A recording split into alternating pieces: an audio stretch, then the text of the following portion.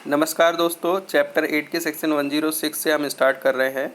तो 106 है आपका security for keeping the peace on conviction. जब हम कन्विक्शन की बात करते हैं तब इसमें जुडिशियल कोर्ट का रोल आ जाता है, जबकि आगे बचे हुए सेक्शंस में आप देखेंगे कि एग्जीक्यूटिव मजिस्ट्रेट का रोल है। वो आपके दिमाग में ये क्वेश्चन स्ट्राइक कर सकता है कि वाई यहाँ जो है जुडिशियल कोर्ट क्यों है और वहाँ जो है एग्जीक्यूटिव मजिस्ट्रेट कोर्ट क्यों है। तो आपके इस चीज़ को क्लैरिफाई करने के लिए सिंपल एग्जाम्पल से समझाऊंगा कि एग्जीक्यूटिव का काम होता है लॉ को एग्जीक्यूट कराना प्रॉपर वे में, और जुडिशियल कोर्ट का काम होता है कोई भी चीज़ को डिसाइड करना। चूँकि 106 बात करता है ऑन कन्विक्शन, इसलिए जुडिशियल कोर्ट का रोल आ जाता है।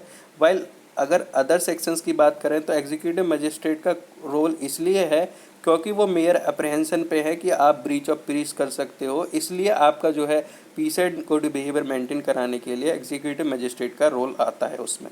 तो ये सिंपल डिफरेंस है। इसी ये चीज़ जो है आपका आर्टिकल 50 जो आपका कॉन्स्टिट्यूशन में दे रखा है, दैट इज़ एग्जीक्यूटिव की डोमेन अलग होगा जुडिशरी से के डोमेन से, और दोनों एक दूसरे की पावर में वो जो है इंक्रोच नहीं करेंगे।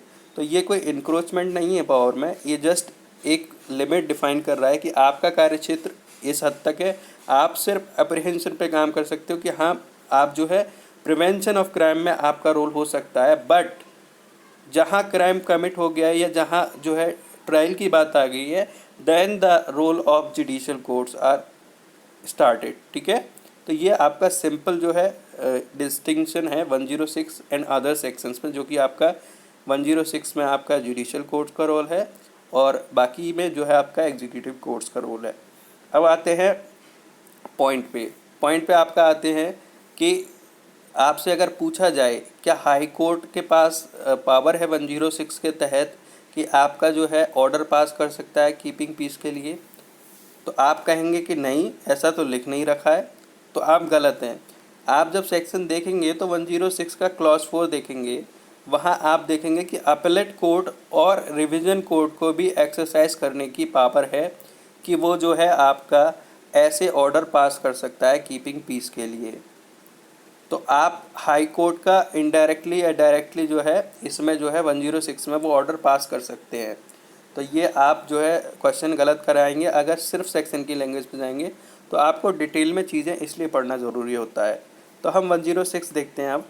When a court of session and court of magistrate of first class convicts a person of any of the offences specified in subsection 2 or awaiting any such offence and is of opinion that it is necessary to take security from such person for keeping the peace, the court may at the time of passing sentence on such person order him to execute a bond with or without surety for keeping the peace for such period not exceeding 3 years as it thinks fit। ठीक है, तो आपका कहने का मतलब ये है कि जब भी कोर्ट ऑफ मजिस्ट्रेट या कोर्ट ऑफ सेशन जो है किसी भी पर्सन को कन्विक्ट करता है, ठीक है, तो आपका या फिर वो ऑफेंस के लिए या अवेटमेंट के लिए कन्विक्ट करता है और उनको लगता है कि उस व्यक्ति से आपका सिक्योरिटी लेनी ज़रूरी है कि वो जो है इस वजह से जो है आपका पीस में कीप करेगा, यानी कि वो जो है शांति बनाए रखेगा।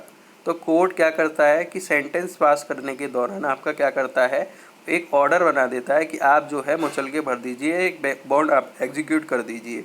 ठीक है, with or without surety for keeping the peace for such period. कोई भी पीरियड हो सकता है, लेकिन वो पीरियड कितना होगा, मैक्स 3 ईयर्स तक होगा, यानी कि नॉट एक्सीडिंग 3 ईयर्स तक आप कोई से भी पीरियड के लिए आप बॉन्ड भरवा सकते हो, ठीक, जैसा आपको उचित लगे। अब कौन कौन से ऑफेंसेस है वो देख लेते हैं। जैसे ऑफेंस आपका कमिट किया है, उसने कन्विक्ट हुआ है चैप्टर 8 में आईपीसी में, लेकिन उसमें भी एक्सेप्शन दे रखे हैं। 153A नहीं दे रखा है और 153B, 154, ठीक है, ये आपके एक्सेप्शंस हैं। उसके बाद है आपका कोई भी ऑफेंस आपका असॉल्ट या क्रिमिनल फोर्स को आपका इंक्लूड करता हो या मिसचीफ को इंक्लूड करता हो, या कोई भी ऑफेंस आपका क्रिमिनल इंटिमिडेशन का हो, यानी धमकी वगैरह दी हो आपने और उसके लिए आप कन्विक्ट हुए हो, देन ऑल्सो आपका जो है आपसे पीस के लिए आपसे बॉन्ड भरवाया जा सकता है। या फिर कोई भी ऑफेंस या तो उसने कॉज किया है या आपका इंटेंशन है कि वो कर सकता है, ठीक है, ब्रीच ऑफ पीस कोई से भी ऑफेंस के दौरान, इसमें सारे ऑफेंस इंक्लूड किए गए हैं, एनी अदर ऑफेंसेस, ठीक है, जिसमें ब्रीच ऑफ पीस आपका जो है एप्रीहेंशन है, हो सकती है या किया है आपने एक्चुअल में, देन ऑल्सो आपसे जो है क्या करवाया जा सकता है, एग्जीक्यूट किया जा सकता है बॉन्ड को। ठीक है, अब आपका आता है if the conviction is set aside on appeal और अदरवाइज, अगर आपका कन्विक्शन पे आपने अपील करी या फिर रिवीजन किया और आपका कन्विक्शन सेट असाइड हो गया, तो जो बॉन्ड आपका एग्जीक्यूट हुआ है वो ऑटोमेटिकली आपका वॉइड हो जाएगा। ठीक है, तो the effect of bond shall be void. ठीक है, उसके बाद कोई भी ऑर्डर इस सेक्शंस पे बनाया गया है वो अपीलेट कोड या जो है रिविजनल कोड के द्वारा बनाया जा सकता है, यानी कि वो आपका जो है कि पीस कीपिंग के लिए आपका जो है बॉन्ड एग्जीक्यूट करा सकते हैं। तो इसका मतलब हाई कोर्ट के पास भी पावर है कि वो जो है 106 के तहत आपका बॉन्ड एग्जीक्यूट करा सकता है। अब आपका 107 देख लेते हैं, security for keeping the peace in other cases. ठीक है, यहाँ एग्जीक्यूटिव मजिस्ट्रेट का रोल स्टार्ट हो जाता है, तो वो देखते हैं हम। तो एग्जीक्यूटिव मजिस्ट्रेट का रोल ये है कि जब वो रिसीव करता है कोई भी इंफॉर्मेशन कि कोई भी पर्सन ब्रीच ऑफ पीस कर सकता है या पब्लिक ट्रैंक्विलिटी को आपका जो है डिस्टर्ब कर सकता है। देखिए, पब्लिक ट्रैंक्विलिटी होता है, जैसे मान लीजिए आप जो है वो आपका जो है माइक बजा रहे हो, डीजे बजा रहे हो, रात में डीजे बजाना पब्लिक ट्रैंक्विलिटी को ब्रीच करना होता है, ना कि पब्लिक ऑर्डर को ब्रीच करना। आप समझिए इस बात को। यही केस मधुलिमाया के केस में भी बोला गया था, इस चीज़ को डिफाइन किया था अच्छे से कि पब्लिक ऑर्डर और पब्लिक ट्रैंक्विलिटी में डिफरेंस क्या होता है। पब्लिक ट्रैंक्विलिटी में डिफरेंस होता है जब आप पब्लिक की शांति भंग करते हो, बट पब्लिक ऑर्डर होता है एट लार्ज पब्लिक ऑर्डर। ठीक है, उसमें आप डायरेक्टली आप इफेक्ट नहीं होते हो, बट जो है इनडायरेक्टली वो सेक कर देता है आपकी कंसाइंस उस लेवल तक कि पब्लिक ऑर्डर आपका ब्रीच हो जाता है।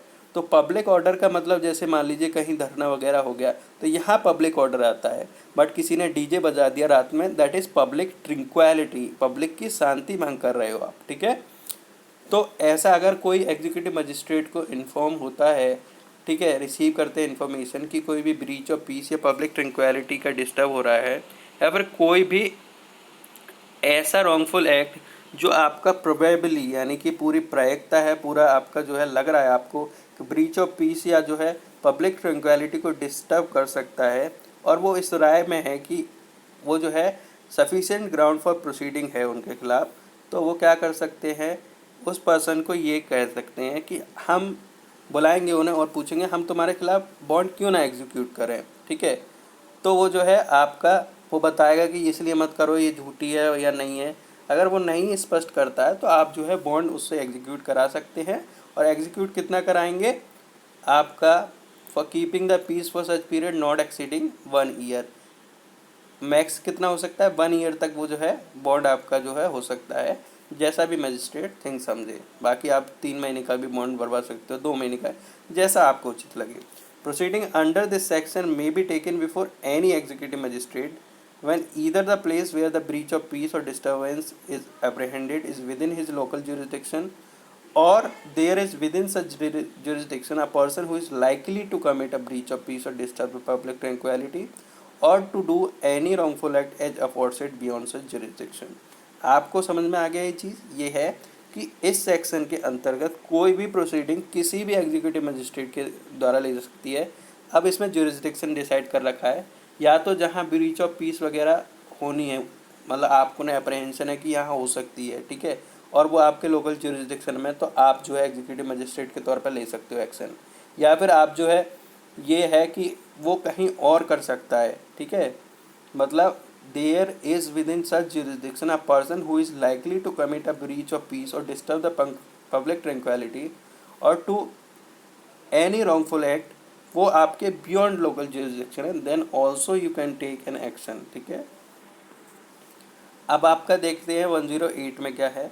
108 है आपका security for good behaviour from person examining seditious matters. ठीक है, आप जो है सिडिशियस मैटर होता है, जैसे मान लीजिए कोई भी सिडिशन होता है, 124 देखेंगे आपका, 124A होता है कोई भी ऑब्जेक्ट या कोई भी visible representation that promotes the hatred against the government of India. ठीक है, वो जो है आपका जो है सिडिशन में आता है।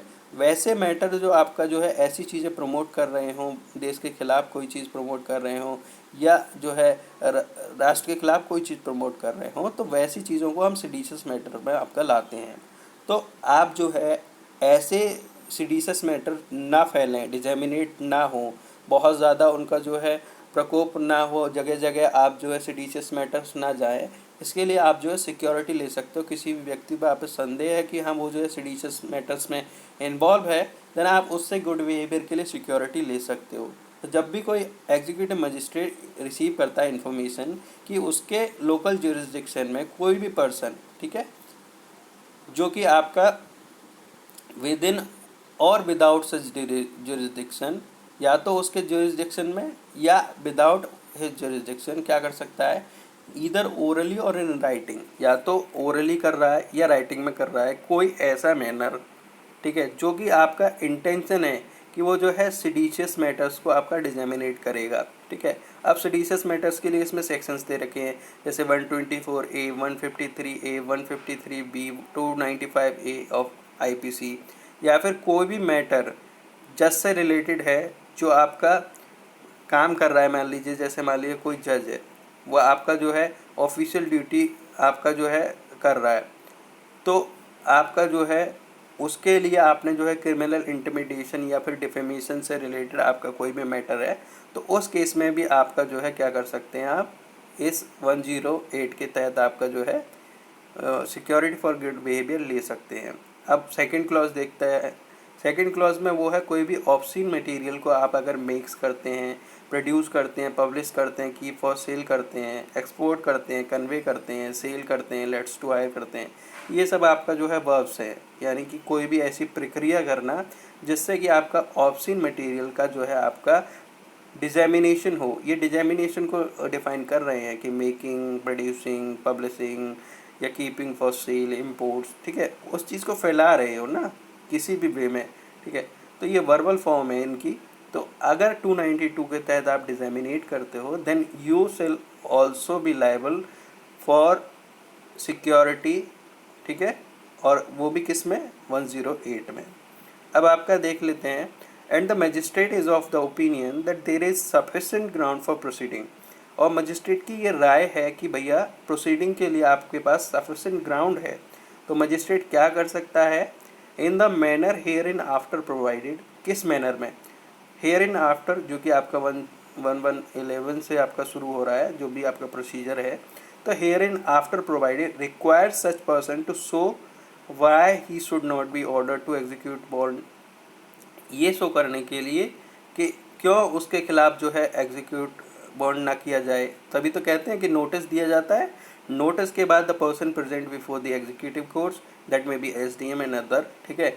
तो फिर वो शो करता है कि हाँ भाई उसके खिलाफ क्यों एग्जीक्यूट ना किया जाए। वो बताता है कि मैंने नहीं किया, ये सब जो है झूठी चीज़ है, आप जो है ट्रूथ ऑफ इन्फॉर्मेशन चेक करा लीजिए 116 के तहत, ठीक है। चूँकि वो पहले ही SDM कर देता है, क्योंकि उसे पता होता है प्रोसीडिंग चलनी कैसे है, तो उसमें इसे बताने की ज़रूरत नहीं है कि आप जांच करा लीजिए। बट वो जो है अपनी बात रखता है कि हाँ मैंने नहीं किया है, ठीक है। अगर वो सेटिस्फाई कर देता है to the satisfaction of the court, then court क्या कर सकता है, उसको एट वंस रिलीज़ कर सकता है कि हाँ ये जो है झूठी चीज़ है। लेकिन अगर वो जो है कोर्ट को लगता है थोड़ा भी संदेह है कि हाँ ये सब चीज़ों में इन्वॉल्व है, देन वो एग्जीक्यूट करा सकते हैं बॉन्ड गुड बिहेवियर के लिए, कि आप जो है ऐसा इस टाइम तक, ये जो भी पीरियड दे रखा है, इस पीरियड तक आप जो है ऐसा काम नहीं करेंगे जो बॉन्ड में आपका मेंशन है। तो ये आपका जो है करा सकते हैं। अब बॉन्ड मैक्सिमम कितने साल तक बन सकता है, ये जो है आपका 1 साल तक बन सकता है मैक्सिमम, ठीक है, नॉट एक्सीडिंग 1 ईयर, जैसा भी मजिस्ट्रेट थिंग्स फिट समझे, तो चाहे 2 महीने, 3 महीने, 4 महीने, बट मैक्स कितना जा सकता है, 1 ईयर। अब no proceeding shall be taken under this section against the editor, proprietor, printer or publisher of any publication registered under and edited, printed, published in conformity with the rules laid down in the Press and Registration Book Act, with reference to any matter contained in such publication, except by the order under the authority of state government or such officer empowered by the state government in this behalf। देखिए बहुत important है 108 clause 2। कोई भी proceeding जो है आपका editor के खिलाफ नहीं ली जा सकती, प्रॉप राइटर के खिलाफ नहीं ली जा सकती, प्रिंटर और पब्लिशर के खिलाफ नहीं ली जा सकती, ठीक है। अब एडिटर का काम करता है, प्रिंट करता है, एडिटर क्या काम करता है, एडिटिंग का काम करता है, प्रिंटर का काम करता है, प्रिंटेड का काम करता है, पब्लिशर का काम क्या है, पब्लिशिंग कराना, अगर आप बुक एंड रजिस्ट्रेशन एक्ट के तहत आपका ये सब काम कर रहे हैं तो उनके खिलाफ कोई भी प्रोसीडिंग इस सेक्शन के तहत नहीं ली जा सकती। ठीक है, अगर लेना भी है तो आपको जो है अंडर एक ऑर्डर बनाना पड़ेगा स्टेट गवर्नमेंट के द्वारा कि हम जो है इनके खिलाफ एक्शन लेना चाह रहे हैं, प्लीज़ एक सेंक्शन पास कर दीजिए। ठीक है, या फिर कोई ऑफिसर जो एम्पावर्ड है स्टेट गवर्नमेंट के द्वारा कि वो जो है आपका ऐसी सेंक्शंस ऑर्डर पास करता हो, तो आप उससे पहले मांगेंगे, उसके बाद ऐसी कोई प्रोसीडिंग चलाएंगे। डायरेक्ट आप ऐसी प्रोसीडिंग इन लोगों के खिलाफ, प्रिंटर, एडिटर या जो भी पब्लिशर है उनके खिलाफ इस सेक्शन के तहत नहीं कर सकते। ठीक है, ये आपका डायरेक्टली मेंशन है। अब 109 देख लेते हैं, security for good behaviour from suspected person. देखिए यहाँ सस्पेक्टेड मतलब संदेह है आपको।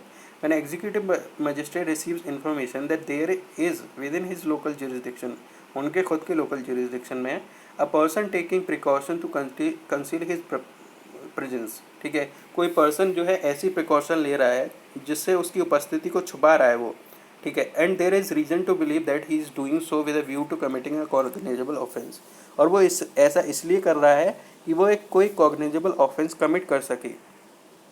तो जो मजिस्ट्रेट है वो क्या कर सकता है, उस पर्सन को जो है आपका बॉन्ड एग्जीक्यूट करा सकता है, बुला के पूछ के मतलब क्यों नहीं किया जाए, और वो अगर एक्सप्लेनेशन दे देता है तो कोई बात ही नहीं है, अगर नहीं दे पाता है तो उससे बॉन्ड एग्जीक्यूट करा लेंगे, और जो बॉन्ड आपका एग्जीक्यूट होगा वो मैक्सिमम आपका 1 साल तक हो सकता है।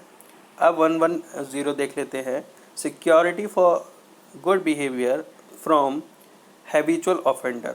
व्हेन एन एग्जीक्यूटिव मजिस्ट्रेट, अगर वो कोई इंफॉर्मेशन रिसीव करते हैं कि उनके लोकल जुरिस्डिक्शन में, ठीक है, कोई भी पर्सन जो आपका रॉबर है, यानी कि आपका रॉबरी करता है, या हाउस ब्रेकर है, थीफ है या फॉर्जर है, ठीक है, या फिर वो जो है उसकी वो हैबिट है, आदत है, मतलब कि भैया वो जो है स्टॉलन प्रॉपर्टी आपका रिसीव कर सकता है, करता है, मतलब उसे पता है कि स्टॉलन प्रॉपर्टी है लेकिन वो रिसीव करता है, चोरी क्यों है माल को वो खरीदता है या बेचता है, जो भी करता है वो हैबिचुअली ये करता है। ठीक है, यह हैबिचुअली जो है प्रोटेक्ट करता है या हार्बर करता है, लोगों को छुपाता है, चोरों को छुपाता है, हैबिचुअली उसकी आदत है, कोई भी चोर आएगा तो उसको छुपा लेगा।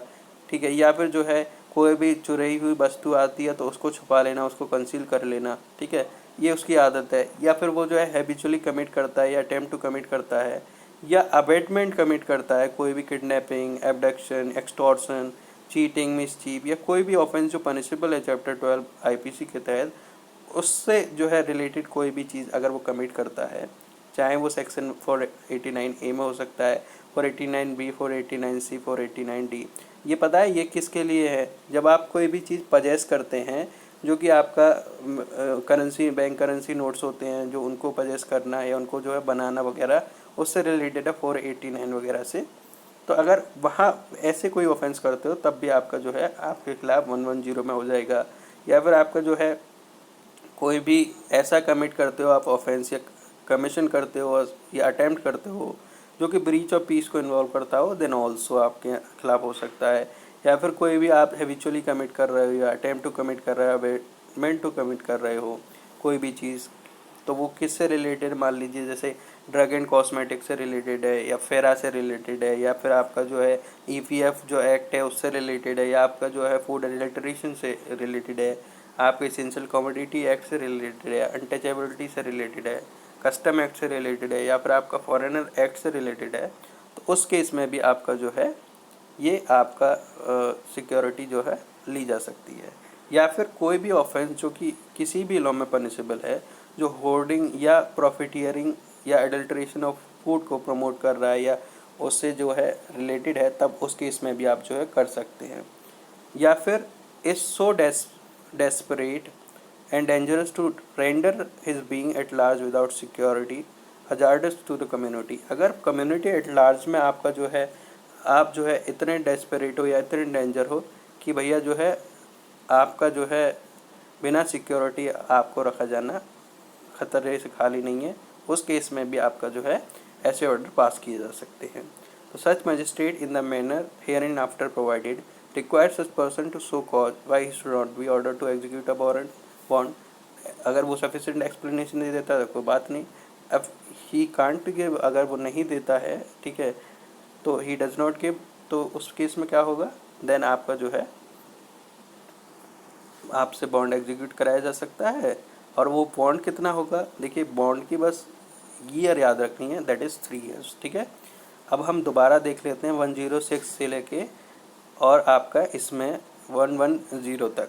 तो 116 में आप 106 में कितना है आपका 3 ईयर्स, 107 में कितना है, सॉरी 107 में आपका 1 ईयर, 108 में आपका 1 ईयर, 109 में आपका 1 ईयर और 110 में आपका 3 ईयर।